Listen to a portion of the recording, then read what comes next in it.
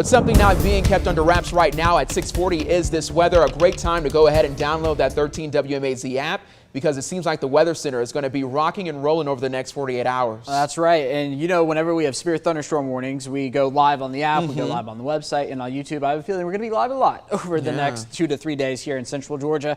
A little deceiving this morning though, right? A nice sunrise here in downtown Macon, a current temperature in the 60s here in Macon, 70s down to the south. Also a dry radar picture this morning. So 67 in Macon, 68 in Warner Robins, 72 in Cochran, 70 in Eastman, 72 in McRae, and 71 to get your morning started in Cordele. But we are going to be looking at an active pattern that begins really yesterday. We're kind of in a lull right now, but it's going to continue this afternoon and evening and then continue through Thursday afternoon as the front that moved through kind of drifts back towards the north and showers and storms travel along it. So into the 80s here by the noon hour. It's going to be later this afternoon where we begin to get these showers and storms to fire up out to the west. Then they move into central Georgia before sunset tonight, and as they do, they are going to pose a severe weather risk for damaging winds and then large hail as well as they traverse the southern parts of our area. So there's 9 p.m. there. They'll begin to move out right about 11 tonight. But a level 2 risk today because of that damaging winds, but that threat of large hail is going to be particularly high in terms of its size today,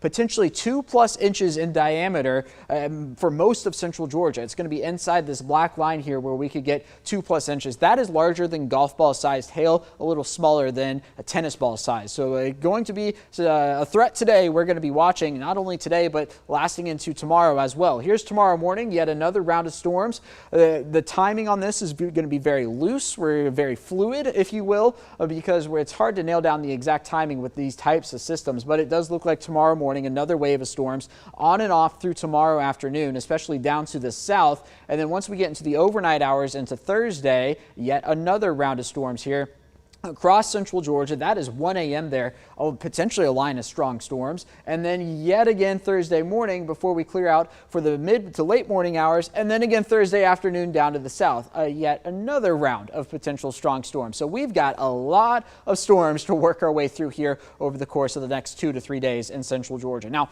for tomorrow, we are clipped by a level 3 risk. This is going to be for the wind and hail threat. Again, hail tomorrow could potentially be 2+ inches in diameter. That level 3 goes back into Alabama, Mississippi, and clips parts of Arkansas and Louisiana. Now, outside of the severe weather threat, we could really rack up the rainfall as well, potentially 2 to maybe even 6 inches of rain, depending on where that training sets up. Don't pay attention to the exact amounts on this map for your city. Rather, look at the pattern. We're going to be looking for that training in a fair amount of spots here in central Georgia. 86 the high today. Storms later tonight. Concerned for large hail in the next 7 days. How about 83 for Wednesday, 85 for Thursday, a 70% chance of storms both days, then into the 90s beginning on Friday. For Father's Day weekend, I do think Saturday is going to be the drier for 2 days.